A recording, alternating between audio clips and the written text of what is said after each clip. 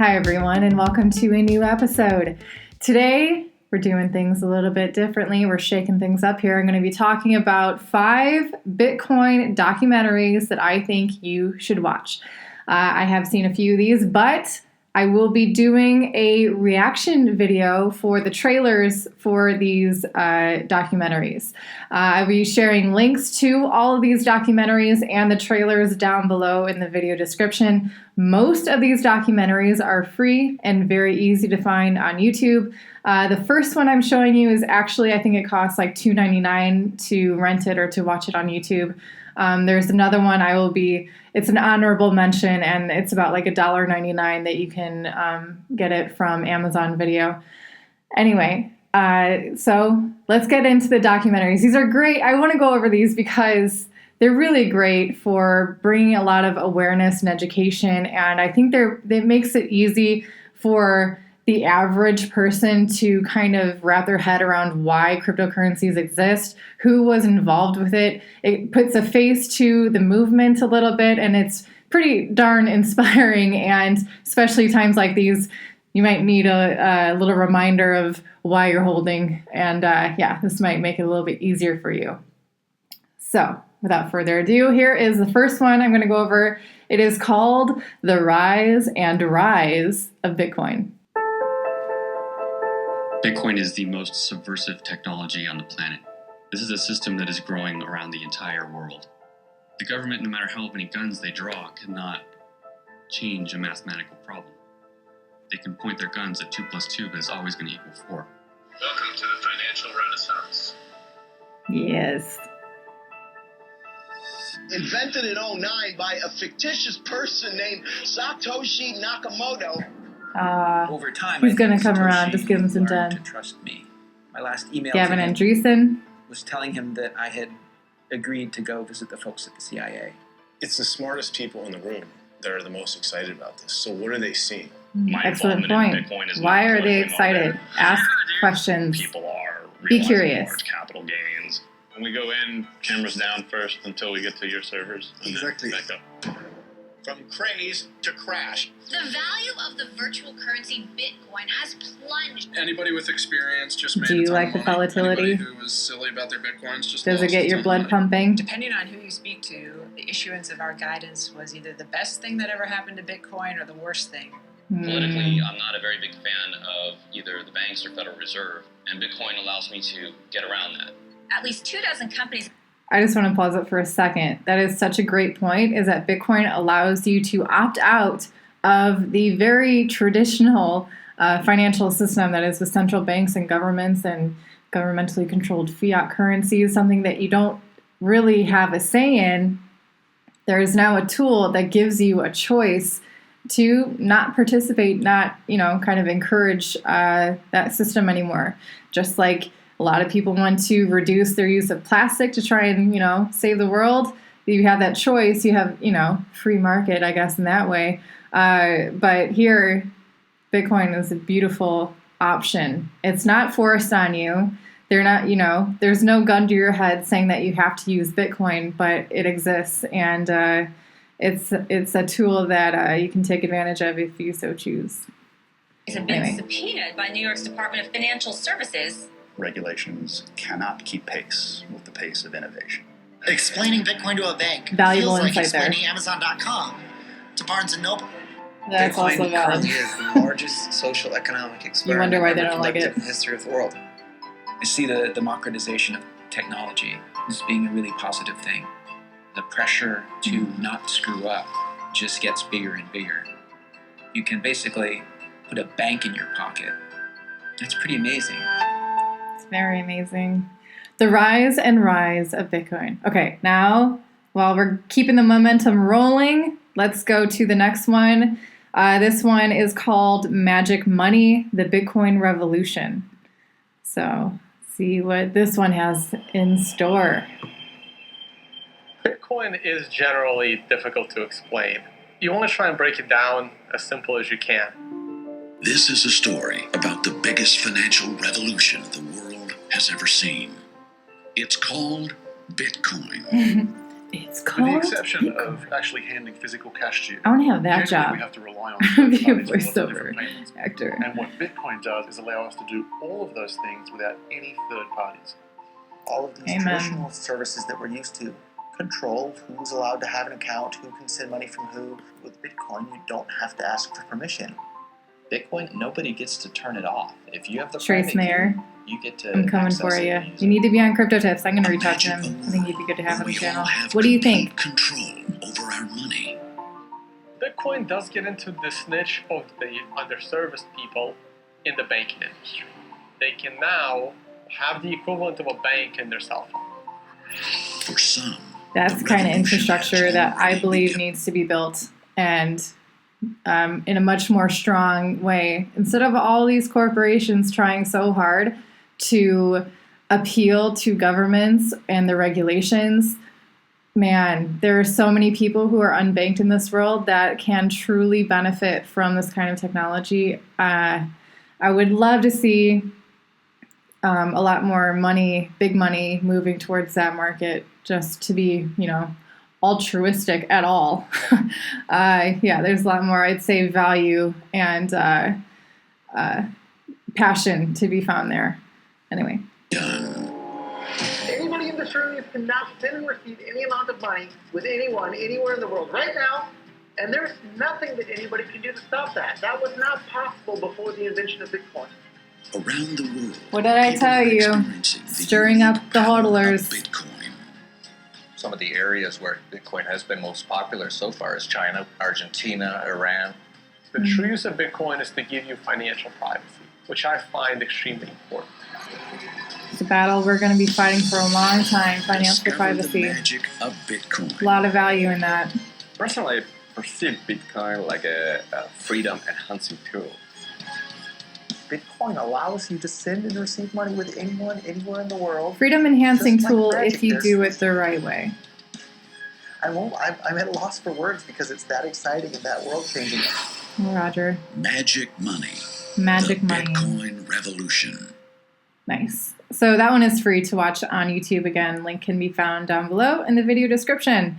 Next one is called Bitcoin, the End of Money as We Know It. I believe this one has Andreas Antonopoulos in it. And for those of you who aren't familiar with Mr. Andreas Antonopoulos, definitely check out his YouTube channel. I will be providing a link to that down in the description as well. He has a lot of professional knowledge in a lot of different technologies regarding blockchain tech and cryptocurrencies. I believe he's also teaching a course on cryptocurrencies or blockchain tech at a college, which is awesome. Anyway, Andreas Antonopoulos, definitely give that guy a check out if you haven't already.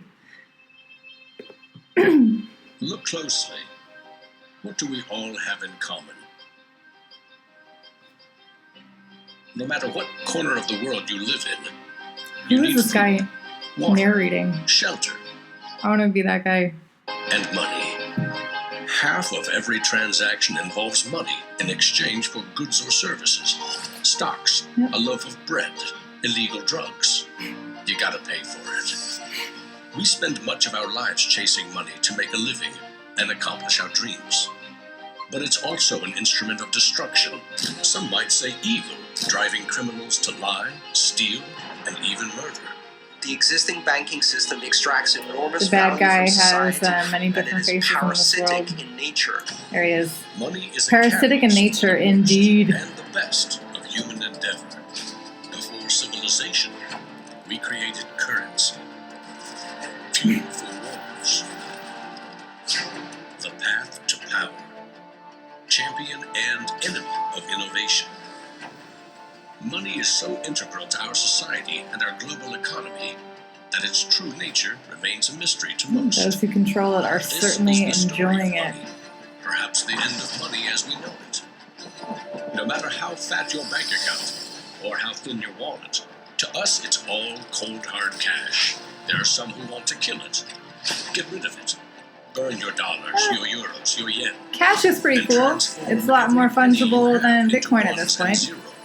Digital currency. Entrust it to the web and computers spread across Just a shame the that central banks are able to print the crap out of it and actively devalue it. Anyway, Invented in secret, it was a gift to the world. It's not just a currency, but it's actually programmable money. A potential curse on bankers. There's nothing that the big banks or politicians can do to stop it. Breaking every government's grip on Isn't that a great detail?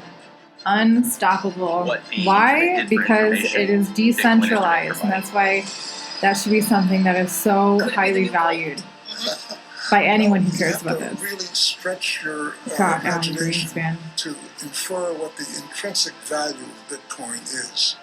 Regulators, the Federal Reserve. I wonder if he can expand his imagination to know what the intrinsic value of the U.S. dollar is, especially since he printed the crap out of it. He must not value it that much. The banking system, at least understand this is a thing. Or because he can't determine the value of it, no one else can. It's amazing when the people with the power, if they don't deem it valuable, they can't not imagine anyone else seeing value in it. But hello, real world and Bitcoin. Take seriously. This is going to change the economic culture. Bitcoin could be a microeconomic miracle worker, and it could be a macroeconomic wrecking ball. Is Bitcoin the currency of the future? A godsend for criminals? Or a recipe for financial disaster? If you trust your money just as it is, we have a little story to share. Okay, so there was that one. Maybe the documentary. I haven't watched this one. Maybe the documentary itself goes into some detail on, the history of money and why Bitcoin is the end of money as we know it. It's got Andreas in there. It's got some good people, so it's promising. It is just a trailer. Not too many spoilers in there. Anyway, next one. This one's called Banking on the Bitcoin. I think this one's really good. Let's get into it.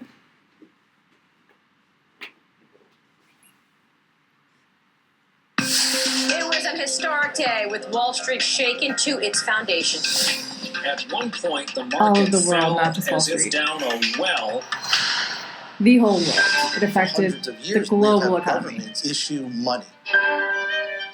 In 2008, I became somewhat obsessed with why was it that our money was controlled by central banks.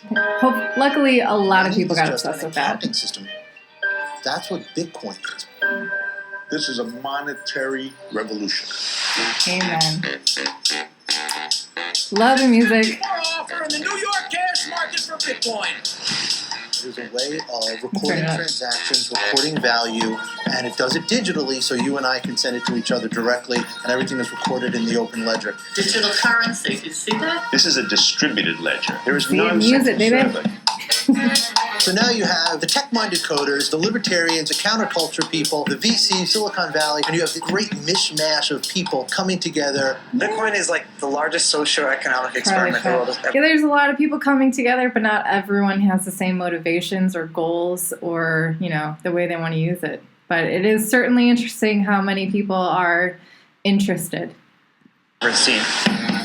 The idea that somebody could create a marketplace where you could freely transact without oversight or regulation had to be dealt a massive and public blow. This has arguably been the worst week in the cryptocurrency's short life. Some 750,000 bitcoins allegedly stolen. You know what I prefer? I prefer dollars. Charlie Shrimp, $24. Oh, don't worry. In about 5 years, that dollar isn't going to be worth $1 anymore. Today, in charge of engaging in money laundering. I don't want to do anything that someone's frowning upon. Right next door to the stock market, they're going to lock me up.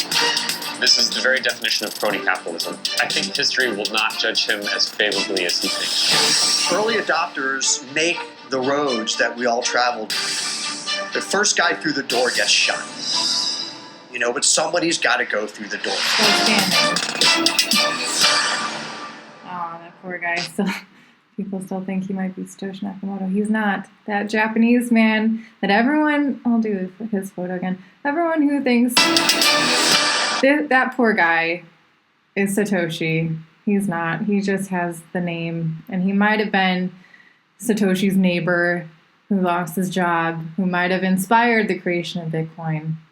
Anyway, I've gone into that in my past videos. I had a series called Discovering Satoshi, and yeah, definitely got into that. So if you guys are interested and you like learning about the history and what all this is about, and maybe some quotes from Satoshi, and we can ponder on, you know, what he was talking about, you can check out that series, do some exploring on this YouTube channel, go into the playlists and find the Discovering Satoshi playlist. Anyway, last one is called, appropriately named, I Am Satoshi, also known as Ulterior States, I believe. That's but you can find it on YouTube, but you can just search in I Am Satoshi and it'll pop up. Anyway, here's the trailer.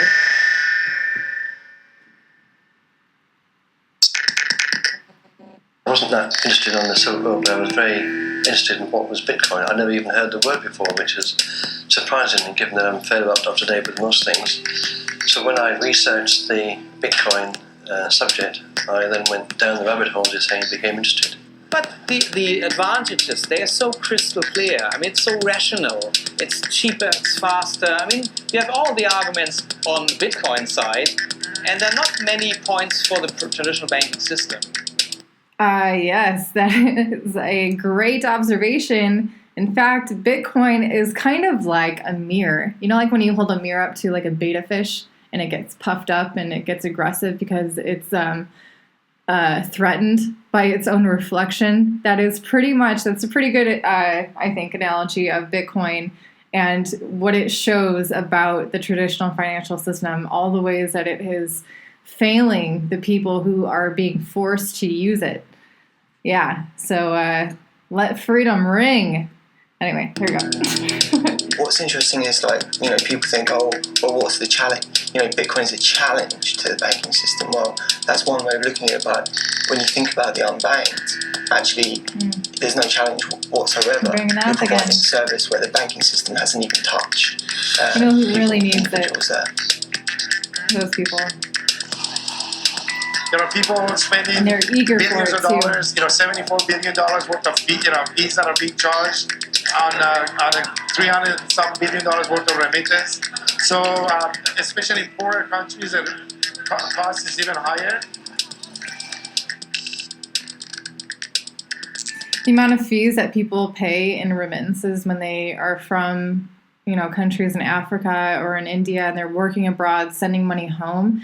The amount of fees that they have to pay just to send the money with traditional ways, like, say, Western Union, is enough to feed their family for like a week or more. It's really ridiculous. So, yeah, cryptocurrencies in that respect is a huge game changer and definitely cost saver. Third-party middleman removing machine. Anyway. Here we go. Having a look at how people perceive real money. So there are different ways to perceive it, and they are polarizing more and more. There's people that find it extremely problematic, identifying it the very problems of our society. There's other people that has made it a god. And it's not just about maintaining privacy, but it's about maintaining the types of communication that make of society that we sort of value possible. We do call Bitcoin the non-political currency, but on the other side of the medal, these are the things that make Bitcoin the most political, not only currency, but probably the most political thing we have so far seen in this century. Exactly. Because, like, again, it's just showing everything that's wrong. And everything that's wrong with the monetary system now is its politicalness. So, yeah. And if we want to predict the future, we have to look at the past.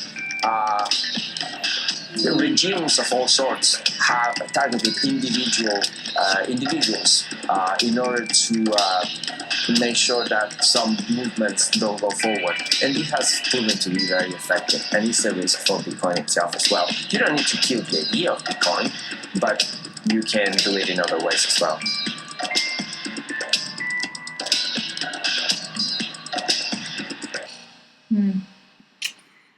There you go. I am Satoshi. We are all Satoshi. Are you living the Satoshi life?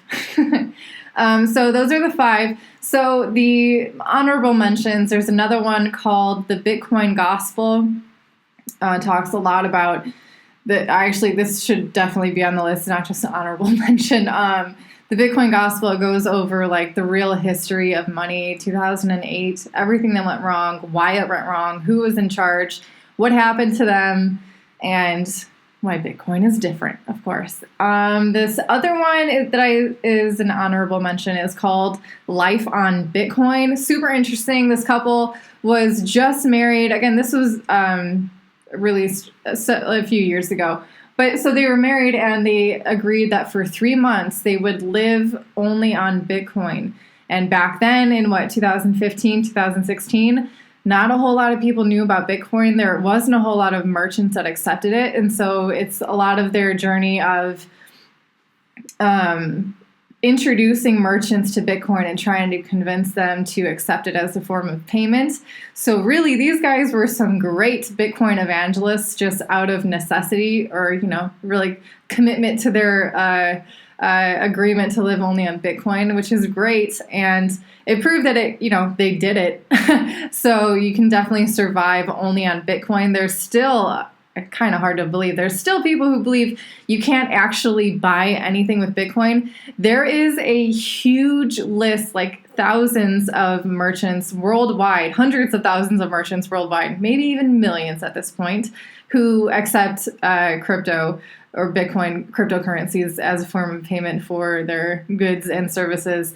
In fact, there was a recent article on one of the mainstream medias for crypto, was at Cointelegraph or CoinDesk, that goes over all of the places that you can spend Bitcoin for Black Friday or the Cyber Monday sales craziness, a lot of the online merchants and stuff like that. So if I find that, I'll go ahead and put that in the video description as well. So what I'm thinking of doing, if I can do it, if it won't affect my ability to go live, I have finally getting set up for live videos. I need to get my capture card going. Anyway, my thought is to do where we all watch one of these documentaries together, have a live chat going, talk about it, get some reactions going, and just have a good movie night with Bitcoin. Because there are so many different Bitcoin documentaries. There's far more than these 5 or 7 really that I've listed today. There's a whole bunch. So anyway, if there are any other Bitcoin documentaries that you guys enjoy that you think might be good for